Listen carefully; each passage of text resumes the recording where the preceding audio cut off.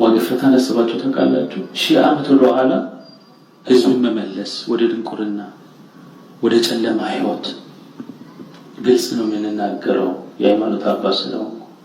ወደ ጨለማ ህይወት ወደ ኋላ ሽፋኑ ባህል ነው። ወደ ውስጥ ገባ ብትበላችሁ ብትገቡ ስብታዩ ጣዖት ነው። ያሳዝናል። ለክርስቶስ የማዳን ሥራ እንቅፋት የሆነ ስብስብ የኦሪቱ ስርዓት ነው ይመስላል ግማሹ። ወቀፍና ሰዱሪ ከኩሞ ፋኪስ ተሰጡር አዲስ ኪዳን ነው። የአዲስ ኪዳን ልጆች ነን። የዘላለም ሕይወት የሚያወርሰን አንድ ጌታ ዋጋ ከፍሎ የሰው ልጆችን በፍቅሩ ያዳነ የሱን አሰራር የሱን አገልግሎት የከፈለ ዋጋ በዜሮ የሚያባዛ ነው ሀገራችን ላይ እየተሰራ ያለው። ያሳዝናል።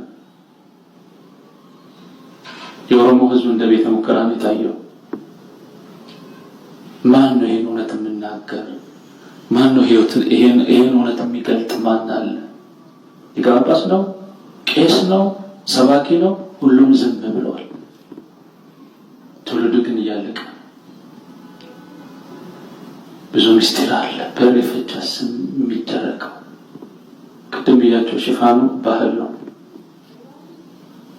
ክርስቲያን ሆነው ክርስቲያንን ብለው ይሄ ነገር ሲነገር የሚቆጠቁጣቸው ራሳቸውን የሚያማቸው ሰዎች አሉ። ይመማቸው ለምን ጭንቅላታቸው አይፈነዳም? የራሳቸው ጉዳይ። እውነት ነው የምንናገረው። ወደንም ጠላንም ያለ ክርስቶስ የዘላለም ሕይወት የለም። የዘላለም ሕይወት የሚሰጠው እሱ ነው። በ40 ቀን በ80 ቀን ያገኘነን ልጅነት በዚህ በጣዖት አሰራር ግን እያጣን ነው ያለው። ከኛው መስቀል ይዘው ካህን ተብለው ለዛ ግን በርቱ የሚሉ አሉ። ወደ ዝርዝሩ አልገባም።